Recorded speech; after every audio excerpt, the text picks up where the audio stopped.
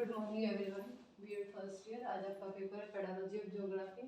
मैं आपको पढ़ा रही थी का जलवायु कटिबंध। जलवायु कटिबंध जिसे मैंने जलवायु का मीनिंग बताया था कि जलवायु किसे कहते हैं कि किसी भी क्षेत्र की, किसी एक क्षेत्र की दीर्घकालीन अवस्था को, या हम ये कह सकते हैं दीर्घकालीन तक एक जैसा ही लंबे समय तक एक जैसे ही अवधि तक वहाँ पर सेम मौसम पाया जाता है या एक जैसी अवस्था रहती है, उसे हम क्या कहते हैं, जलवायु कहते हैं। मतलब दीर्घकालीन अवस्था तक एक जैसा मौसम का या एक जैसी जलवायु का पाया जाना ही जलवायु कहलाता है। मौसम मैंने बताया था कि अल्पकालीन, किसी भी क्षेत्र का अल्पकालीन अवस्था के आधार पर परिवर्तन मौसम कहलाता है। जैसे 4-4 महीने में ऋतु परिवर्तन होता है, उसी आधार पर वो क्या है, मौसम चेंज होता है 4-4 महीने में, कुछ कुछ समय में। अल्प दीर्घकालीन जैसे मैंने बताया था कि जैसे शीत कटिबंध है जो आर्कटिक वृत्त के ऊपर पाया जाता है। शीत कटिबंध उत्तरी ध्रुव दक्षिणी ध्रुव में, वहाँ पर मौसम क्या होता है, वहाँ की जलवायु क्या रहती है, कई वर्षों तक या एक वर्ष तक एक समान ही रहती है, उसमें कोई चेंजेस नहीं आता है। तो इसी कारण से हमने दीर्घकालीन अवस्था तक रहने, एक जैसी अवस्था रहने के कारण उसे जलवायु कहा जाता है। और अल्पकालीन अवस्था में, किसी भी क्षेत्र की अल्पकालीन अवस्था में परिवर्तन होना मौसम कहलाता है। अब कटिबंध मैंने बताया था कि दो अक्षांशों के बीच के भाग को हम क्या कहते हैं, कटिबंध या ताप कटिबंध या जोन कहते हैं। तो मैंने तीनों ही शब्द बता दिए थे। जलवायु कटिबंध प्रमुख रूप से 3 प्रकार के होते हैं: उष्ण कटिबंध, शीतोष्ण कटिबंध और शीत कटिबंध, जो दक्षिणी ध्रुव और उत्तरी ध्रुव दोनों में पाए जाते हैं। आज मैं आपको पढ़ाऊंगी पृथ्वी के प्रमुख कटिबंध। तो पृथ्वी के प्रमुख कटिबंध, जैसे मैंने आपको कल बताया था कि पृथ्वी के प्रमुख कटिबंध क्या है, किसके आधार पर बटे हैं, ये भी तापमान के आधार पर ही बटे हुए। और जलवायु कटिबंध भी जो बांटे गए थे, जलवायु कटिबंध किसने बांटे थे, यूनानियों ने बांटे थे। जलवायु कटिबंध, जलवायु का अध्ययन तो करा था अरब यात्रियों ने, और जलवायु कटिबंध का अध्ययन करा था यूनानियों ने। यूनानियों ने जो जलवायु कटिबंध बांटे थे वो किसके आधार पर बांटे थे, तापमान के आधार पर बांटे थे। और तापमान के आधार पर उन्होंने क्या बताए थे, 3 कटिबंध बताए हैं। पृथ्वी के प्रमुख जलवायु कटिबंध में किसके आधार पर बटे हुए हैं, हम ये कह सकते हैं कि तापमान के आधार पर ये 7 कटिबंध भी बटे हुए हैं। किसके आधार पर, तापमान के आधार पर जलवायु कटिबंधों को बांटा गया है। हम इसमें लिखेंगे जलवायु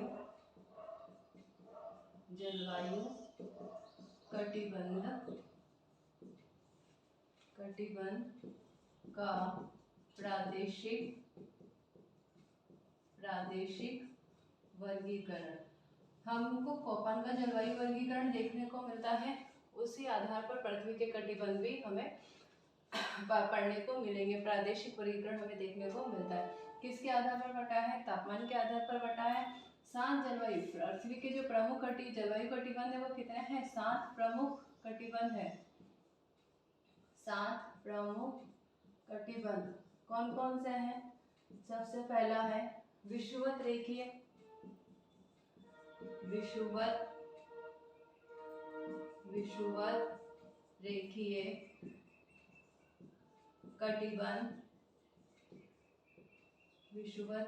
कटिबंध।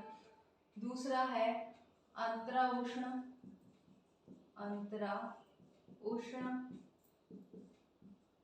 तीसरा है उष्ण। चौथा है उपोष्ण। पांचवा है शीतोष्ण। 6th है टुंड्रा। और 7th है ध्रुवीय प्रदेश। ध्रुवीय प्रदेश उत्तरी ध्रुव और दक्षिणी ध्रुव। ध्रुवीय प्रदेश। शीतोष्ण कटिबंध जो कहाँ पाया जाता है, कर्क रेखा। मतलब हम ये कह सकते हैं कि उष्ण कटिबंध के ऊपर के हिस्से को शीतोष्ण कटिबंध कहते हैं। 23.5 डिग्री से 66.5 डिग्री नॉर्थ और 23.5 डिग्री से 66.5 डिग्री साउथ के हिस्से को हम क्या कहते हैं, शीतोष्ण कटिबंध कहते हैं। और उष्ण कटिबंध 0 डिग्री से 23.5 डिग्री के बीच के भाग को हम उष्ण कटिबंध कहते हैं। उसके बीच में आता है अंतरा उष्ण कटिबंध भी आता है। विषुवत रेखीय कटिबंध जो भूमध्य रेखा पर 0 डिग्री पर पाया जाता है उसे विषुवत रेखीय कटिबंध कहा जाता है। टुंड्रा प्रदेश आर्कटिक व्रत जो है होता है वो किसके अंतर्गत काउंट होता है? टुंड्रा प्रदेशों के अंदर। और ध्रुवीय उत्तरी ध्रुव 90 डिग्री नॉर्थ और दक्षिणी ध्रुव दक्षिणी ध्रुव साउथ में क्या पाया जाता है? 90 डिग्री ही ध्रुवीय प्रदेश पाए जाते हैं। तो इस प्रकार से पृथ्वी के जो प्रमुख कटिबंधों को बांटा गया है वो कितने भागों में बांटा गया है? 7 भागों में बांटा गया है। और जलवायु कटिबंध को सिर्फ 3 भागों में बांटा गया है।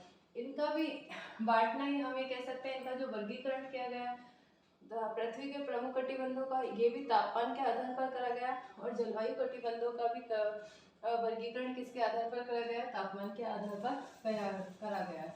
इसमें सबसे पहले हम देखेंगे विषुवत रेखीय कटिबंध। विषुवत रेखीय कटिबंध जैसे मैंने कल आपको डायग्राम बताया था कि पृथ्वी के जो सबसे बीचों बीच की रेखा होती है उसको हम विषुवत रेखा या विषुवत व्रत या हम ये कह सकते हैं विषुवत व्रत, विषुवत रेखा, भूमध्य रेखा जिसको कहा जाता है, जो कितने डिग्री उस पे होती है? 0 डिग्री पे होती है, जिसमें सूर्य की किरणें क्या होती है? बिल्कुल सीधी पड़ती हैं, कहीं पर भी आड़ी टेढ़ी नहीं होती है। इस तरीके से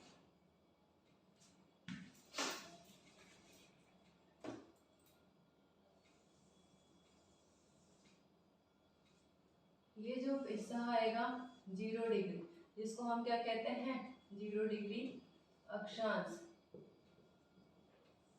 और इसको क्या कहा जाता है? भूमध्य रेखा या विषुवत रेखा ये कहा जाता है। सबसे पहला है विषुवत रेखीय प्रदेश। विषुवत रेखीय प्रदेश पहला कटिबंध है विषुवत रेखीय प्रदेश। यहाँ पर क्या हो रहा है? सूर्य के जो होता है उसकी किरणें क्या होती है? बिल्कुल सीधी पड़ती विषुवत रेखा पर। सूर्य की किरणें क्या हो रही हैं? विषुवत रेखा पर बिल्कुल सीधी पड़ती है। जो विषुवत रेखीय प्रदेश बांटा गया है वो हम ये नहीं कह सकते हैं कि 0 डिग्री से पूरा 23.5 डिग्री के बीच में ही बांटा गया है, नहीं। विषुवत रेखीय प्रदेश सिर्फ बांटा गया है 0 डिग्री से 5 डिग्री, 0 डिग्री से 5 डिग्री नॉर्थ और 0 डिग्री से 5 डिग्री साउथ। इस एरिया को हम क्या कह सकते हैं? विषुवत रेखीय प्रदेश कहा जाता है, या जो ये एरिया होता है इसको हम कह सकते हैं विषुवत रेखीय कटिबंध, विषुवत रेखीय कटिबंध या प्रदेश, कटिबंध या प्रदेश। कई बार ये भी हो सकता है आपसे ये भी पूछा जाएगा तापीय क्षेत्र, पृथ्वी के तापीय क्षेत्र कौन कौन से? तो तापीय क्षेत्र भी इसी को ही कहते हैं, हम कटिबंध को ही कहा जाएगा। तो विषुवत रेखीय प्रदेश कहाँ पर पाया जाता है? 0 डिग्री से 90 डिग्री साउथ और 0 डिग्री से 90 डिग्री नॉर्थ में पाया जाता है, नहीं सॉरी 0 डिग्री से 5 डिग्री नॉर्थ और 0 डिग्री से 5 डिग्री साउथ में क्या पाया जाता है? विषुवत रेखीय कटिबंध पाया जाता है। किसका पाया जाता है? पृथ्वी का प्रमुख कटिबंध पाया जाता है, जहाँ पर क्या होती है? सूर्य की स्थिति सीधी पड़ती है। इसके कारण यहाँ पर क्या होगा? तापमान भी उच्च रहता है, तापमान उच्च होगा और यहाँ पर क्या होगी? संवहनीय वर्षा होती है, संवहनीय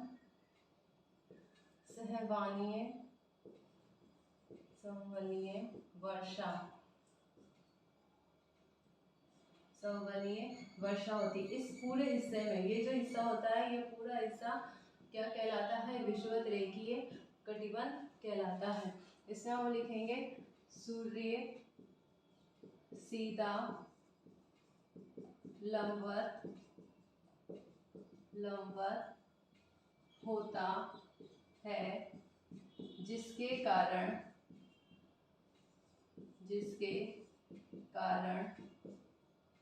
तापमान उच्च होता है। फिर तापमान अधिक होने के कारण तापमान अधिक होने के कारण वाष्पोत्सर्जन अधिक होता है और वाष्पोत्सर्जन अधिक होने के कारण क्या स्थिति आती है? वाष्पोत्सर्जन अधिक होने के कारण वायुमंडल में आर्द्रता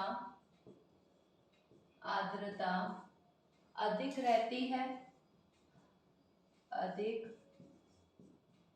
रहती है।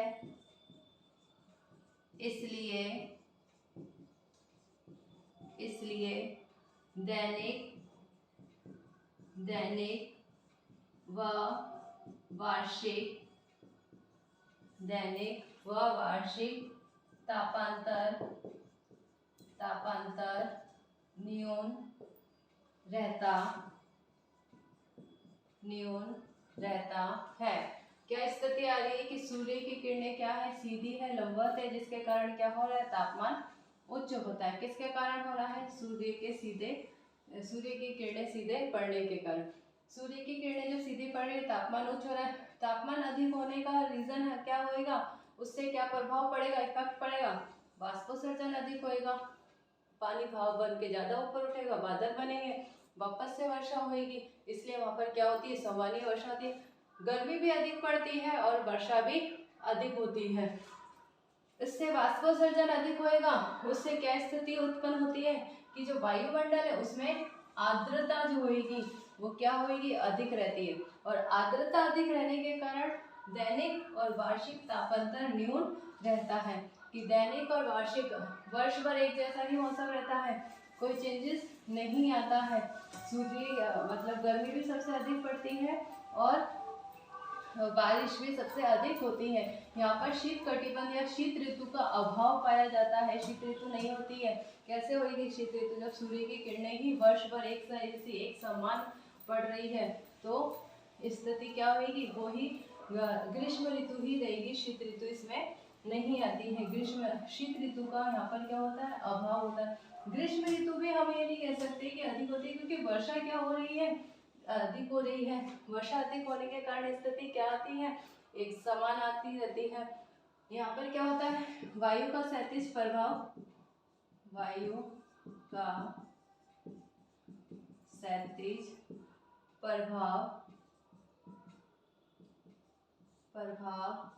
मंद होता है। दूसरा, शांत क्षेत्र होता है। डोलड्रम पेटी पाई जाती है। डोलड्रम पेटी क्या पाई जाती है? यहाँ पर शांत क्षेत्र होता है, डोलड्रम पेटी पाई जाती है। तीसरा, वर्षा अधिक होती है। वर्षा भी अधिक होती है। वर्षा अधिक होगी तो क्या होएगा? जैव विविधता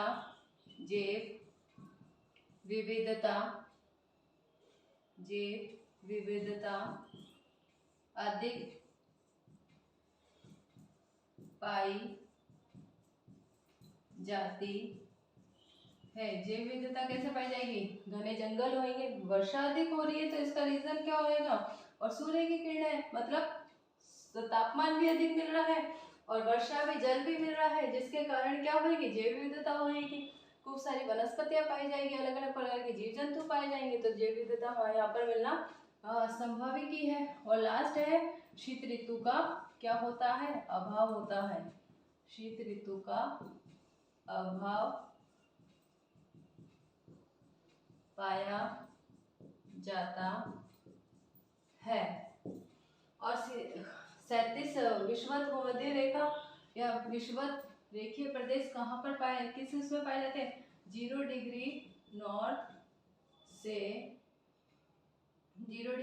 से 5 डिग्री नॉर्थ और 0 डिग्री साउथ से 5 डिग्री साउथ, 5 डिग्री साउथ में क्या पाया जाता है, विषुवत रेखीय या विषुवत रेखीय प्रदेश या विषुवत रेखीय कटिबंध पाया जाता है। दूसरा है अंतरा उष्ण। दो यहाँ क्षेत्र पढ़ाऊंगी मैं आपको, बाकी आगे आपको कल पढ़ाऊंगी। अंतरा उष्ण, अंतरा उष्ण आप सोच लो कि जब उष्ण प्रदेश किसमें पाया जाता है, 0 डिग्री से लेकर 23.5 डिग्री के हिस्से को, हम पूरे हिस्से को क्या कहते हैं, उष्ण कटिबंध कहते हैं। पूरा होता है उष्ण कटिबंध। तो उसी 0 डिग्री से 23.5 डिग्री के हिस्से को ही बांटा गया है कई भागों में, 2 से 3 भागों में, और उसमें ही उस भाग को क्या बताया गया है, अंतरा उष्ण बताया गया।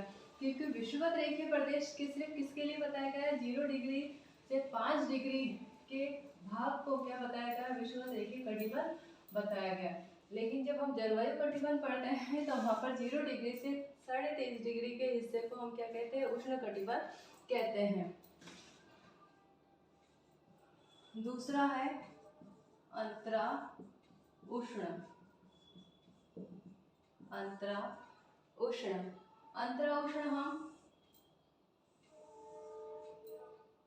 ये हमारा क्या कहलाता है, 0 डिग्री भूमध्य रेखा,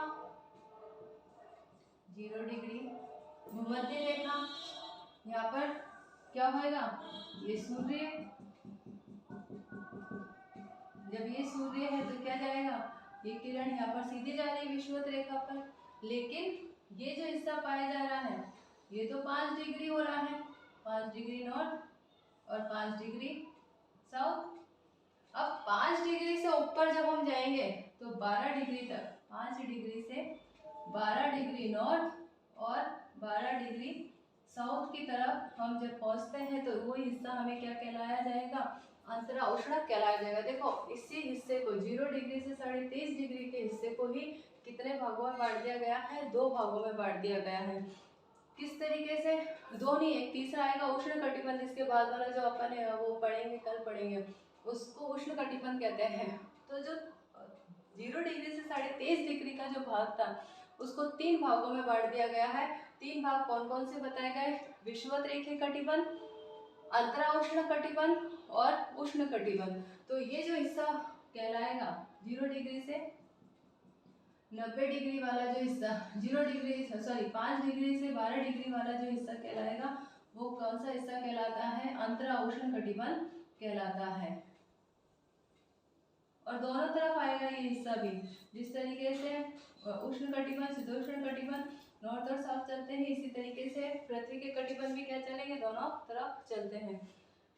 तो इस कारण से इसको क्या कहा जाता है, ये हिस्सा जो कहलाएगा अंतरा उष्ण, अंतरा उष्ण कटिबंध,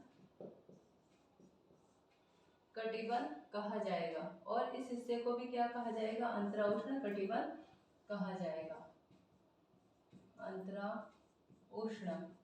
ठीक है, यहाँ पर भी क्या होएगा, तापमान उच्च होएगा।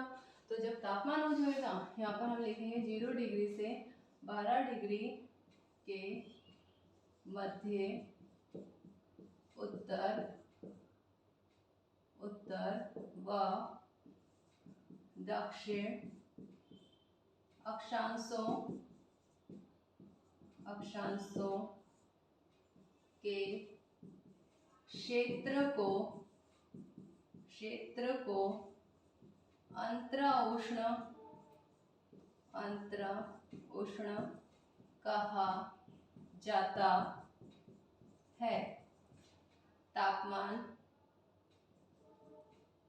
तापमान उच्च होता है, शीत ऋतु, शीत ऋतु, ग्रीष्म ऋतु, शीत ऋतु, ग्रीष्म ऋतु स्पष्ट, स्पष्ट नहीं होती है। क्या हो रहा है, ना ग्रीष्म ऋतु होती है और ना शीत ऋतु होती है। किसी भी ऋतु का कोई पता ही नहीं पड़ता है कि कौन सी ऋतु इस अंतरा उष्ण कटिबंध में चलती है। स्पष्ट ही नहीं है। कभी शीत ऋतु का भी हमें वो देखने को मिल सकती है और कभी ग्रीष्म भी देखने को मिल सकते हैं। तापमान तो सीधी सी बात है, इतनी सी जब हम सूर्य की किरण इतनी सी जो तो पड़ रही है तब भी सीधी पड़ रही है, और सीधी पड़ने के कारण क्या हो रही है, तापमान उच्च ही होगा। और इतने हिस्से को हम क्या कह सकते हैं, आंद्रा उष्ण कहते हैं। इसके बाद वाला कटिबंध मैं आपको कल पढ़ाऊंगी। ये थे पृथ्वी के कटिबंध, जिनको किस में बांटा गया, 7 भागों में बांटा गया। 7 भागों में जो बांटा गया किसके आधार पर बांटा गया है, तापमान के आधार पर बांटा गया है, और अलग अलग तापमान के आधार पर भी बांटा गया है। तो जो बांटा है किसने बांटा है, यूनानियों ने ही बांटा है, क्योंकि जब जलवायु कटिबंध यूनानियों ने बांटा था तो उसी के आधार पर ही क्या बांटा है, पृथ्वी के जलवायु कटिबंध बटे हैं, तो उसी आधार पर ये भी यूनानियों के द्वारा ही बांटा गया। हम कोपन का जलवायु वर्गीकरण देखते हैं, वो किसके आधार पर है, इसी जलवायु कटिबंध के आधार पर ही बटा हुआ है। आज आपका गृह कार्य प्रश्न है,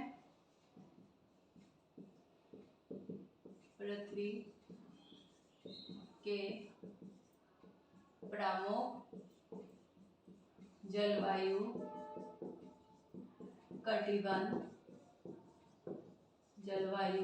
कटिबंध कौन कौन से है, किन्हीं दो का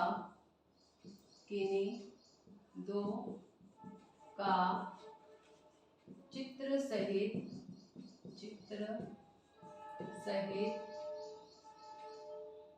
वर्णन कीजिए। पृथ्वी के प्रमुख जलवायु कटिबंध कौन कौन से हैं, किन्हीं दो का चित्र सहित वर्णन कीजिए। घर पे रहिए, सुरक्षित रहिए, जब भी घर से बाहर जाए मास्क लगा के जाओ, सोशल डिस्टेंसिंग का पालन करें।